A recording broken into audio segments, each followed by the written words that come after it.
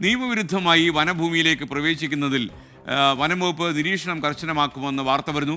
വന്യജീവി ആക്രമണങ്ങൾ വർദ്ധിച്ച സാഹചര്യത്തിൽ പ്രത്യേക നിരീക്ഷണം വേണമെന്നാണ് ഇതിൻ്റെ വിശദീകരണം. എ വി ജയശങ്കർ തിരുവനന്തപുരം നിന്ന് ടെലിഫോണിൽ ചേരുന്നു. ജയശങ്കർ, ഗുഡ് മോർണിംഗ്, പറയൂ. Good morning S.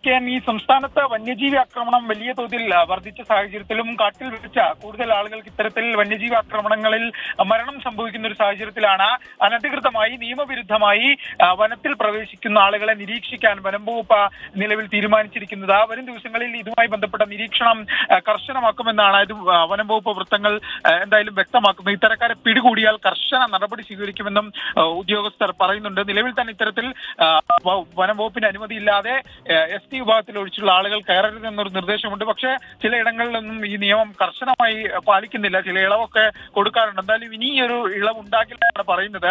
ഈ വന്യജീവി ആക്രമണങ്ങൾ വർദ്ധിച്ച സാഹചര്യത്തിലാണ് നടപടിയെന്നും വനം വകുപ്പ് വിശദീകരിക്കുന്നു. നേരത്തെ വനം മന്ത്രിയുടെ ഒരു പ്രസ്താവനയുണ്ടായിരുന്നു. ആദിവാസി വിഭാഗത്തിലല്ലാത്ത ആളുകൾ വനത്തിൽ എന്തിന് പ്രവേശിക്കുന്നുവെന്ന് പരിശോധിക്കുമെന്ന്. മന്ത്രിയുടെ ഒരു പരാമർശത്തിന് പിന്നാലെയാണ് ഇത്തരത്തിൽ വനത്തിൽ പ്രവേശിക്കുന്നതിന് വനം വകുപ്പ് കർശനമായൊരു നിരീക്ഷണം ഏർപ്പെടുത്താൻ തീരുമാനിച്ചിരിക്കുന്നത്. എന്തായാലും ഇതുമായി ബന്ധപ്പെട്ട വനം വകുപ്പ് നിലവിൽ നിരീക്ഷണം ആരംഭിച്ചതായാണ് വിവരം. ഇത്തരത്തിൽ നിയമവിരുദ്ധമായി പ്രവേശിക്കുന്ന ആളുകൾക്കെതിരെ കർശന നടപടി ഉണ്ടാവുകയും ചെയ്യും. SK.